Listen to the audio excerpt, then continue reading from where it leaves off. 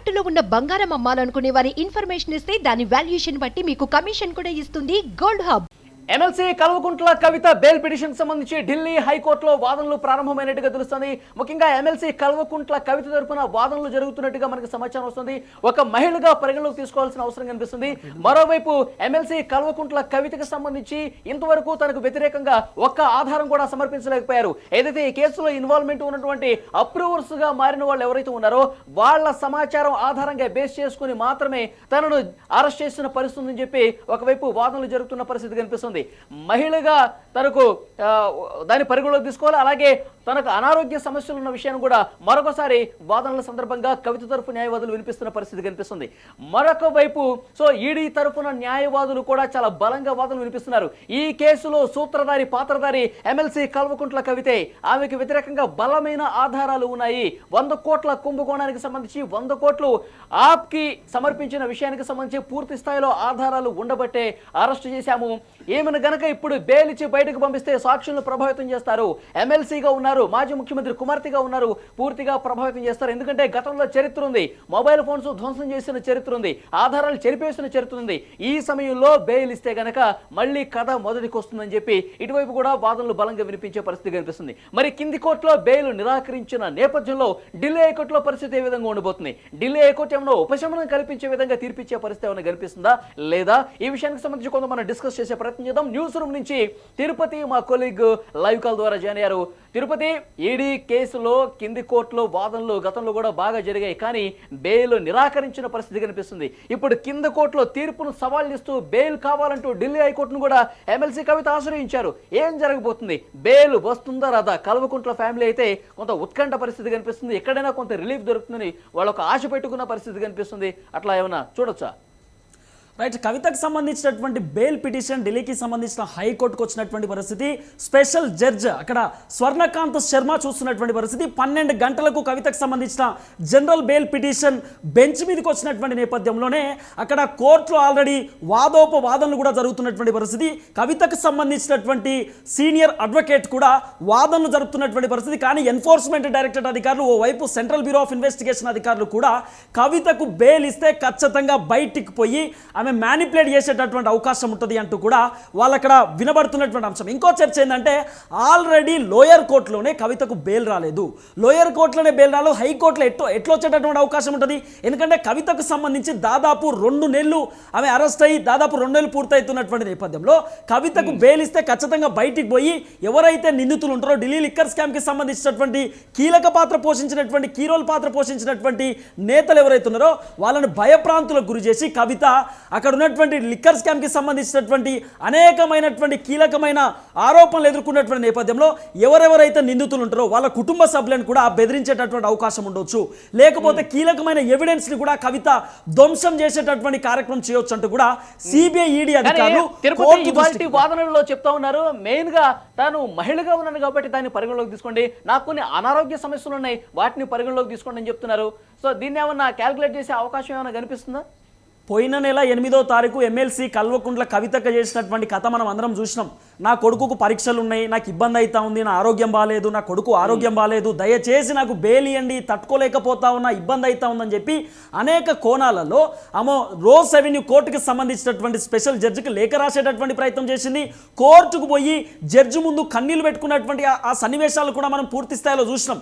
అయినప్పటికీ కూడా ఈడీ అధికారులు, సిబిఐ అధికారులు కవితకు బెయిల్ ఇస్తే ఖచ్చితంగా ఢిల్లీ లిక్కర్కి సంబంధించినటువంటి ఈ అంశం పక్కదారి పట్టించేటటువంటి అవకాశం ఉంటుంది. కాబట్టి ఎట్టి పరిస్థితులలో ఆమెకు బెయిల్ ఇవ్వద్దు అంటూ కూడా అక్కడ ఉన్నటువంటి ఏజెన్సీస్ కూడా చాలా క్లియర్గా కోర్టుకు తెలిపేటటువంటి ప్రయత్నం చేసింది. అంతెందుకు ఆమెకు బీపీ కూడా ఉంది, ఆమెకు షుగర్ కూడా ఉంది, ఆమెకు హెల్త్ కూడా బాగాలేనటువంటి నేపథ్యంలో కోర్టు చాలా క్లియర్ కట్గా అక్కడ ఉన్నటువంటి సూపరింటెండెంట్ కూడా, అంటే జైలుకు సంబంధించినటువంటి సూపరింటెండెంట్ కూడా కొన్ని ఆదేశాలు జారీ చేసేటటువంటి ప్రయత్నం చేశారు. కవితకు చిన్న ఇష్యూ వచ్చినా కూడా అవసరం అనుకుంటే మీరు ప్రైవేట్ హాస్పిటల్ కన్నా తీసుకెళ్ళండి, కానీ ఎట్టి పరిస్థితులలో మేము ఇన్స్ట్రక్షన్ ఇంజెక్షన్స్ ఇచ్చే వరకు ఎవరైనా ములాఖత్కు వచ్చినా కూడా మీరు కల్పించేటటువంటి ప్రయత్నం చేయకండి. Without court instructions, court orders లేకుండా ఎలాంటి కీలకమైన కార్యక్రమాలు మీరు చేయొద్దంటూ కూడా ఓవైపు సూపరింటెండెంట్ కూడా వాళ్ళ ఆదేశాలు జారీ చేసినటువంటి ప్రయత్నం చేసిరో అది కూడా మనం చూస్తాం. అంతేందుకు వాళ్ళ కొడుకు డిప్రెషన్లో ఉన్నప్పుడు అన్నప్పుడు కూడా కవితకు బెయిల్ కూడా ఇవ్వనటువంటి సిచ్యువేషన్స్ కూడా మనం చూస్తాం. కాబట్టి ఎన్ని చేసినా కూడా కవితకు బెయిల్ వచ్చేటటువంటి సిచ్యువేషన్ లేదు. అక్కడ ఉన్నటువంటి స్పెషల్ జడ్జి కూడా ముఖ్యమైన విషయం, నాకు వ్యతిరేకంగా ఒక్క ఆధారం కూడా సమర్పించలేకపోయారు. గతంలో నన్ను కస్టడీలోకి తీసుకుని విచారణ సందర్భంగా కూడా ఏదో అడిగిన ప్రశ్నలు అడుగుతూ ఉన్నారు. ఏదో అప్రూవర్స్ సమాచారం ఇచ్చారో కవిత మాతో ఈ విషయం చెప్పింది, కవితకు సంబంధించి ఈ డీటెయిల్స్ ఉన్నాయని చెప్పి వాళ్ళు ఏదైతే మాట్లాడారో దాన్ని ముందు పెట్టుకుని అడిగారే తప్ప సో కవితకు సంబంధించి పూర్తి స్థాయిలో ఎలాంటి ఒక్క ఆధారం కూడా లేకుండా అరెస్ట్ చేశారు. రాజకీయ కక్ష సాధింపులో భాగంగా ఈ అరెస్ట్ జరిగిందని చెప్పి వాదనలు జరుగుతున్న పరిస్థితి మనం చూసాం. సో దీన్ని ప్రస్తావిస్తే గనక ఢిల్లీ హైకోర్టులో ఏమన్నా ఉపశమనం కలిగించే పరిస్థితి ఉంటుందా ఉండదా? అసలు హైలీ ఇంపాసిబుల్. ఎందుకంటే కవితను అరెస్ట్ చేసిన తర్వాత దాదాపు 15 రోజుల పాటు 14 నుండి 15 రోజుల పాటు కవితను జ్యుడిషియల్ కస్టడీలోకి తీసుకున్నారు. ఎన్ఫోర్స్మెంట్ డైరెక్టరేట్ అధికారులు పూర్తి స్థాయిలో కవితను 60 క్వశ్చన్స్ అడిగితే ఆమె చెప్పినటువంటి ఆన్సరే మళ్ళీ చెప్పడము, అక్కడ ఉన్నటువంటి ఏజెన్సీస్నే తప్పుదోవ పట్టించేటటువంటి ప్రయత్నం కూడా చేసింది. అప్పుడు మళ్ళీ ఈడీ అధికారులు చెప్పారు, మేము చెప్పినటువంటి ప్రతి క్వశ్చన్ని కవిత మాకు రివర్స్ క్వశ్చన్ అడుగుతా ఉంది, నాకు తెలియదు, నేను మర్చిపోయినా, నాకేం సంబంధం లేదంటూ కూడా ఆమె సేమ్ ఆన్సర్ చెప్తా ఉందన్ను కూడా వాళ్ళు చాలా క్లియర్గా కోర్టు దృష్టికి తీసుకెళ్లారు. సో తర్వాత కవితకును జ్యుడిషియల్కి సంబంధించిన రిమాండ్ విషయంలో 14 రోజుల పాటు తిహార్ జైలుకు పంపించినటువంటి దాఖలాలు కూడా మనం చూస్తాం. తర్వాత మళ్ళీ సిబిఐ అధికారులు కవితను రెండోసారి అరెస్ట్ చేసినటువంటి పరిస్థితి. అరెస్ట్ చేసి 7 రోజుల పాటు కవితను కస్టడీలోకి తీసుకుంటే వాళ్ళు అడిగినటువంటి ప్రశ్నలలో కవిత కొన్ని సమాధానం చెప్పలేక ఇరుక్కున్నటువంటి సిచ్యువేషన్ కూడా మనం చూస్తాం. కవితకు సంబంధించి 12 ఫోన్లు, ఈ 12 ఫోన్లు ఆల్రెడీ ఎన్ఫోర్స్మెంట్ డైరెక్టరేట్ అధికారులు కవిత దాదాపు 4 సార్లు ఈడీ కార్యాలయానికి పోయి ఆమె విచారణ ఎదుర్కొన్నటువంటి నేపథ్యంలో 12 ఫోన్లు ఇస్తే దాంట్లో కేవలం 8 ఫోన్లు, 8 నుండి 9 ఫోన్లు మాత్రమే ఆమె ఈడీ అధికారులకు ప్రొడ్యూస్ చేసింది. మిగతా 3 ఫోన్లు ఎక్కడా? కవిత 3 ఫోన్లు ఎందుకు ఇవ్వలేకపోయింది? అక్కడ సిబిఐ అధికారులు కవితను అడుగుతున్నటువంటి నేపథ్యంలో నీళ్ళల్లో పడ్డది, ఒకటి పలిగిపోయింది, ఒకటి మొత్తం ఖరాబ్ అయిపోయింది, నేనేం చేయాలి? గుర్తొచ్చింది తిరుపతి చాట్ కి సంబంధించి కూడా కొన్ని డీటెయిల్స్ బయటకు వచ్చింది కదా. సో ఎవరెవరితో చాట్ మాట్లాడారో కోడ్ భాష కూడా ఉపయోగించి మాట్లాడిన పరిస్థితి మనం చూసాం. వాటన్నింటి కూడా ముందు పెట్టుకుని ఆల్రెడీ కస్టడీలో ప్రశ్నించారు. ఈ ఆధారాలు కూడా కోర్టుకు సమర్పించే అవకాశం ఉందా? ఇవాళ ఢిల్లీ హైకోర్టు ముందు ఈ ఆధారాలను కూడా పెట్టే అవకాశం కనిపిస్తుందా? కవితకు సంబంధించి 8,000 ఛార్జ్ షీట్కి సంబంధించినటువంటి పేజీలు కూడా వాళ్ళు పూర్తి స్థాయిలో రూపొందించినటువంటి పరిస్థితి. కోర్టు దృష్టికి కూడా తీసుకెళ్లారు. కోర్టుకు సంబంధించిన రౌస్ రెవెన్యూ కోర్టు ఏదైతే లిక్కర్కి సంబంధించిన స్పెషల్ జడ్జ్ ఆయన కూడా పూర్తి స్థాయిలో పరిగణంలోకి తీసుకున్నాడు. ఎస్, ఇది కరెక్ట్గానే ఉంది, కానీ మేం పరిగణంలోకి తీసుకునే కంటే ముందు కవితకు కూడా ఇవన్నీ అంశాలు కూడా చెప్పే ప్రయత్నం చేయండి. కవితకు కూడా 8,000 పేజీలకు సంబంధించిన ఛార్జ్ షీట్ చూపియండి. ఆమె యాక్సెప్ట్ చేయాల్సినటువంటి అవసరం ఉంటుంది. ఎందుకంటే కవితకు కూడా కేసుకు సంబంధించినటువంటి పూర్తి స్థాయి బాధ్యతలు తీసుకోవాల్సినటువంటి సందర్భం ఆమె కూడా వస్తుంది. కాబట్టి ఈ 8,000 పేజీలు ఆమెకు చూపియండి అంటూ కూడా కోర్టు చాలా క్లియర్గా ఈడీ ఆఫీసర్లకు ఇన్స్ట్రక్షన్ జారీ చేసింది. కవిత కూడా ఆ ఛార్జ్ షీట్ని పూర్తి స్థాయిలో చూసినటువంటి పరిస్థితి. ఆ 8,000 పేజీల ఛార్జ్ షీట్లో సుకేష్ చంద్రతో కవిత చాట్ చేసినటువంటి చాటింగ్స్. సుకేష్ చంద్ర అనేటటువంటి వ్యక్తి ఆమె హీరోయిన్లని ఇబ్బంది పెట్టడము, హీరోయిన్లను బ్లాక్మెయిల్ చేయడము, హీరోలను బ్లాక్మెయిల్ చేయడం, డైరెక్టర్లను బ్లాక్మెయిల్ చేయడము, వాళ్ళతో లైంగికంగా వాళ్ళని ఇబ్బంది పెట్టి వేధింపులకు గురి చేసి అనేక విధాలుగా ఫోటోలు కానివ్వండి సోషల్ మీడియాలో పెట్టడం, ఇవన్నీ కూడా చేసిండు. ఢిల్లీకి సంబంధించి మండోలి జైల్లో కూడా కొన్ని లెటర్స్ కూడా బయటికి, తిహార్ జైల్లో కాదు, మండోలి, ఢిల్లీకి సంబంధించి మండోలి జైల్లో ఆయన ఉన్నటువంటి పరిస్థితి. ఆయన బెంగళూరుకి సంబంధించినటువంటి కీలకమైనటువంటి వ్యక్తి.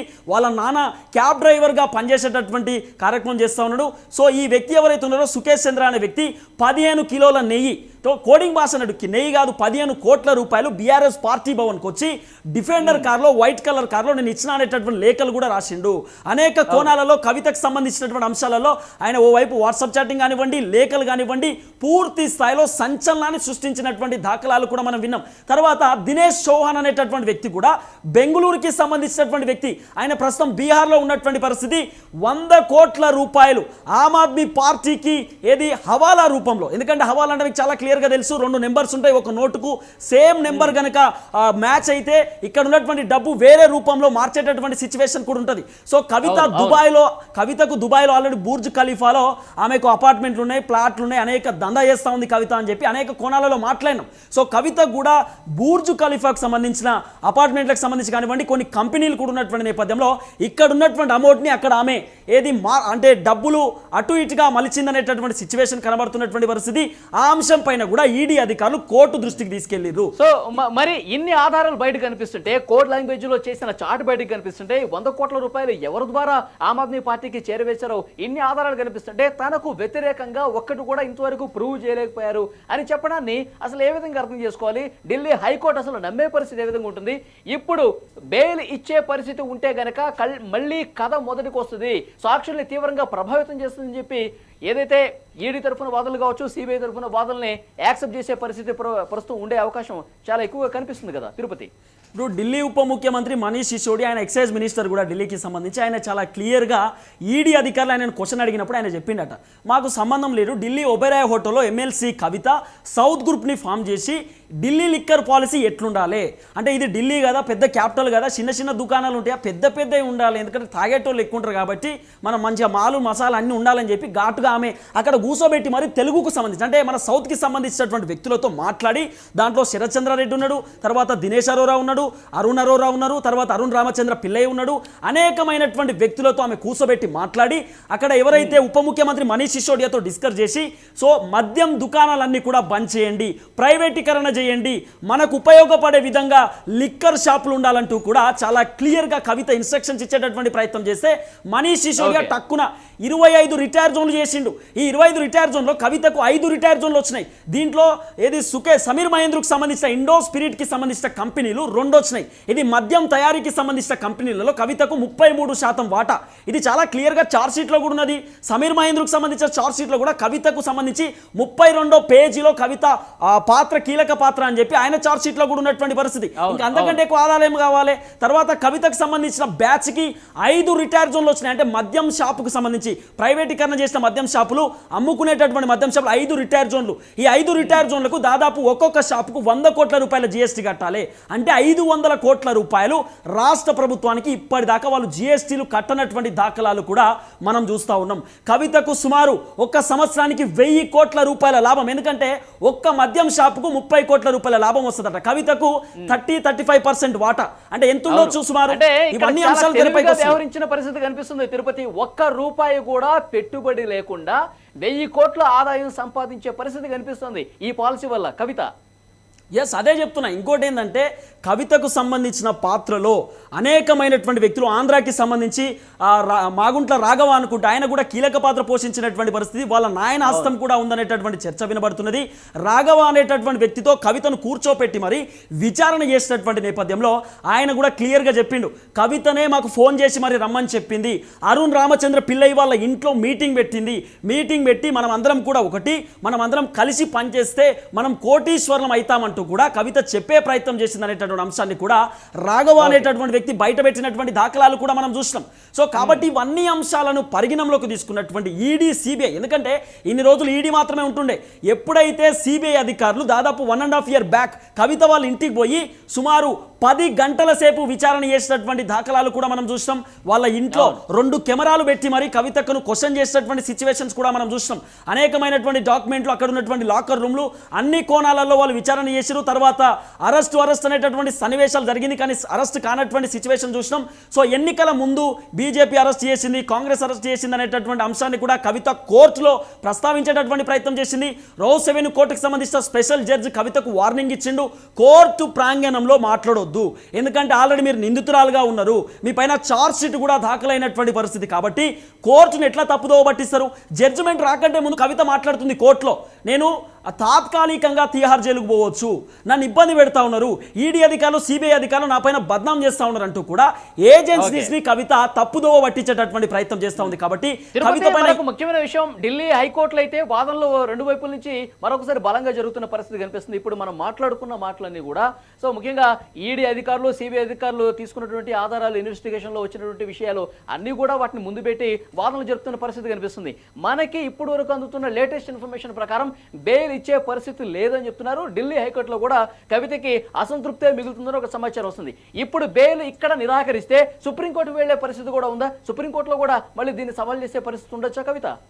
Highly impossible. ఎందుకంటే ఎమ్మెల్సీ కవితకు చేసినటువంటి కథ మనం అందరం కూడా చూసిన వలన గతంలోనే కవిత ఈడీ అధికారుల దగ్గర పోయి విచారణ ఎదుర్కొని బయటకు వచ్చినటువంటి నేపథ్యంలో ఈడీ అధికారులు చెప్పారు, 4వసారి మీరు ఈడీ కార్యాలయానికి రండి, మీకు అరవింద్ కేజ్రీవాల్ ఇద్దరిని కూడా కూర్చోబెట్టి విచారణ చేస్తామన్న నేపథ్యంలో కవిత ఏం చేసింది, సుప్రీంకోర్టులో ఓ రిపిటిషన్ దాఖలు చేసింది. ఏమని, నేను మహిళను, నన్ను ఇబ్బంది పెడుతున్నారు ఈడీ అధికారులు, 3rd డిగ్రీ పెడుతున్నారు, నన్ను తిప్పలు పెడుతున్నారు, నేను పోను, నా వల్ల కాదు, మా ఇంటికి వచ్చి విచారణ చేయండి, వీడియో కాన్ఫరెన్స్ ద్వారా నన్ను విచారణ చేయండి, నేను మాత్రం ఈడీ కార్యాలయానికి పోనంటూ కూడా అప్పుడు కీలకమైనటువంటి పిటిషన్ దాఖలు చేసింది. అప్పుడు ఏం చేశారు, ఈడీ అధికారులు రిపిటిషన్ దాఖలు చేశారు. కవిత వాదనలు వినే ముందు మా వాదనలు వినండి, కవిత చెప్పేది నమ్మకండి అంటూ ఈడీ అధికారులు కూడా అక్కడ సుప్రీంకోర్టులో పిటిషన్ దాఖలు చేస్తే కోర్టులో ఆల్రెడీ కేసు ఉన్నటువంటి నేపథ్యంలో కవితకు అరెస్ట్ చేశారు. అంటే ఇవన్నీ కోణాలు కూడా సుప్రీంకోర్టు కూడా తెలుసు. తర్వాత కవిత జనరల్ బెయిల్ పిటిషన్ హైకోర్టులో వేసినప్పుడు హైకోర్టులో మొటికాయలు పెట్టింది, ఇక్కడెక్కడ ఎడతారమ్మా, ఇటు కరెక్ట్ కాదు, మీరు ఫస్ట్ లోయర్ కోర్టులో పోవాల్సినటువంటి అవసరం ఉంటుంది. లోయర్ కోర్టులో మీకు బెయిల్ రాకపోతే మళ్ళీ మీరు మా దగ్గరకన్నా రండి, మా దగ్గర బెయిల్ రాకపోతే సుప్రీంకోర్టు దాకా వెళ్ళండి, కానీ డైరెక్ట్ మీరు హైకోర్టుకు రావద్దు, మీ నాయన ముఖ్యమంత్రి అయినంత మాత్రాన మీరు ఇష్టం ఉన్నట్టు చేస్తే నడవదంటూ కూడా హైకోర్టు చాలా క్లియర్గా కవితకు వార్నింగ్ ఇచ్చిన సిచ్యువేషన్ కూడా మనం చూసినాం. కానీ అంత ఈజీగా బెయిల్ వచ్చేటటువంటి సిచ్యువేషన్ లేదు. ఎందుకంటే ఓవైపు ఈడీ అధికారులు సిబిఐ అధికారులు వాదోపవాదాలు గట్టిగా చేస్తున్నారు. ఎందుకంటే మీరు చూడండి, తెలంగాణ రాష్ట్రానికి సంబంధించిన ఏజెన్సీస్ అయితే వాళ్ళకు సపరేట్ గవర్నమెంట్ కి సంబంధించిన ప్రీడర్ ఉంటారు, అంటే ఒక అడ్వకేట్ ఉంటారు, అడ్వకేట్ త్రూ అడ్వకేట్ వాళ్ళు వాదనలు చేసుకునేటటువంటి అవకాశం ఉంటుంది. కానీ సిబిఐ అయినా లేకపోతే ఈడీ అయినా సెంట్రల్ కి సంబంధించినటువంటి ఫోర్స్ కాబట్టి వీళ్ళే వాదోపవాదనలు చేసుకోవాల్సినటువంటి సిచ్యువేషన్స్ ఉంటాయి. అంటే ఈడీకి సంబంధించినటువంటి ఎవరైతే కీలకమైనటువంటి వ్యక్తి ఉంటారో, డైరెక్టర్ ఉంటారో, సిబిఐ డైరెక్టర్ ఉంటారో, డైరెక్టర్సే డైరెక్ట్ జడ్జితో మాట్లాడాల్సినటువంటి సిచ్యువేషన్ కూడా ఉంటుంది అనేటటువంటి ఒక చర్చ వినబడుతున్నటువంటి పరిస్థితి. ఇవన్నీ కోణాలలో ఆలోచన చేస్తే కవితకు అంత ఈజీగా బెయిల్ వచ్చేటటువంటి సిచ్యువేషన్ లేదు. ఒకవేళ కవిత గనక మళ్ళీ ఒక 2 నిమిషాలు లేకపోతే ఒకవేళ ఒక 2 నిమిషాలు 3 నిమిషాలు కవిత మళ్ళీ అక్కడ సుప్రీంకోర్టుకు పోయినా లేకపోతే హైకోర్టుకు పోయినా అక్కడ మాట్లాడే ప్రయత్నం చేస్తే, సరే లోయర్ కోర్టులో కవిత పైన 353 కింద కేసు పెట్టారు, కానీ హైకోర్టులో కవిత గనక ఒకవేళ అటెండ్ అయితే అక్కడ కూడా మీడియాతో మాట్లాడే ప్రయత్నం చేస్తే ఖచ్చితంగా బలమైనటువంటి శిక్ష పడేటటువంటి అవకాశం కూడా ఉండొచ్చు. ఎందుకంటే ఆల్రెడీ కేటీఆర్ పైన 353 కింద బంజారా హిల్స్ పోలీస్ స్టేషన్లో కేసు కూడా నమోదైనటువంటి సిచ్యువేషన్ కూడా మనం చూసినాం. ఏజెన్సీస్ని తప్పుదోవ పట్టిస్తుంది అనేటటువంటి కీలకమైన ఆరోపణలు కూడా కేటీఆర్ ఎదుర్కొన్నటువంటి సిచ్యువేషన్స్ మనం చూసినాం. కాబట్టి అంత ఈజీగా కవితకు బెయిల్ రాకపోవచ్చు. ఒకవేళ కవిత గనక ఒకవేళ కవిత గనక ఆమె అప్రూవర్గా మారితే ఖచ్చితంగా 3 సంవత్సరాల పాటు ఆమెకు జైలు శిక్ష పడేటటువంటి అవకాశం ఉందంటూ కూడా కొంతమంది అడ్వకేట్లు కూడా చెప్తున్నటువంటి పరిస్థితి. అంత ఈజీగా బెయిల్ అయితే వచ్చే సిచ్యువేషన్ లేదు. ఓకే, సో అది మొత్తానికైతే ఢిల్లీ లిక్కర్ కేసుకు సంబంధించి ఢిల్లీ హైకోర్టులో కవిత బెయిల్ పిటిషన్కి అప్లై చేసుకున్నారు. వాదనలు అయితే బలంగా జరుగుతున్న పరిస్థితి కనిపిస్తుంది. ఇటు ఈడీ అధికారుల నుంచి కావచ్చు, ఇటు కవిత తరఫు న్యాయవాదులు సో పూర్తి స్థాయిలో వాదనలు చాలా బలంగా జరుగుతున్న పరిస్థితి కనిపిస్తుంది. కింది కోర్టులో ఎలాంటి వాదనలు జరిగాయో దానికి మించన్నట్టుగా వాదనలు చాలా బలంగా వినిపిస్తున్న పరిస్థితి కనిపిస్తుంది. ఎట్టి పరిస్థితుల్లో బెయిల్ కోసం తెగ ట్రై చేస్తున్నారు. కవిత తరఫు న్యాయవాదులు పూర్తి స్థాయిలో తమకున్నటువంటి అవకాశాలన్నింటినీ కూడా సద్వినియోగపరుచుకుని ఎట్టి పరిస్థితుల్లో బెయిల్ తీసుకొచ్చే విషయానికి సంబంధించి ఒకవైపు వాదనలు జరుగుతుంటే ఈడీ అధికారులు సిబిఐ అధికారులు ఇప్పటి వరకు చేసినటువంటి ఇన్వెస్టిగేషన్కి సంబంధించి బలమైన ఆధారాలని ముందు పెట్టి అప్రూవర్స్ ఇచ్చినటువంటి సమాచారం ముందు పెట్టి గతంలో చేసినటువంటి చాట్లు కావచ్చు, మొబైల్ ఫోన్స్ ధ్వంసం కావచ్చు, అసలు కవితకు సంబంధించి ప్రతి విషయాన్ని కూడా ఢిల్లీ హైకోర్టు బెంచ్ ముందు పెట్టి చాలా బలంగా ఇటువైపు నుంచి కూడా వాదనలు వినిపిస్తున్న పరిస్థితి కనిపిస్తుంది. బెయిల్ రావటం అనేది చాలా కష్టంతో కూడుకున్న వ్యవహారంగా ప్రస్తుతం కనిపిస్తుంది. అన్ని దారులు బెయిల్కి సంబంధించి కవితకు మూసుకుపోయిన సమాచారం వస్తుంది. మరి ఇక్కడ బెయిల్ రాకపోతే మళ్ళీ సుప్రీంకోర్టుకి వెళ్తారా? సుప్రీంకోర్టులో ఏమన్నా పరిస్థితుల్లో మార్పు ఉంటుందా అనేది కూడా చూడాల్సిన అవసరం కనిపిస్తుంది భవిష్యత్తులో. ఇప్పటికిప్పుడైతే బెయిల్ వచ్చే పరిస్థితి లేదు. ఇప్పట్లో చాలా కష్టం ఉన్న పరిస్థితి కనిపిస్తుంది. మరికొన్నాళ్ల పాటు జైల్లోనే గడపాల్సిన సిచ్యువేషన్ అయితే కనిపిస్తోంది కల్వకుంట్ల కవిత.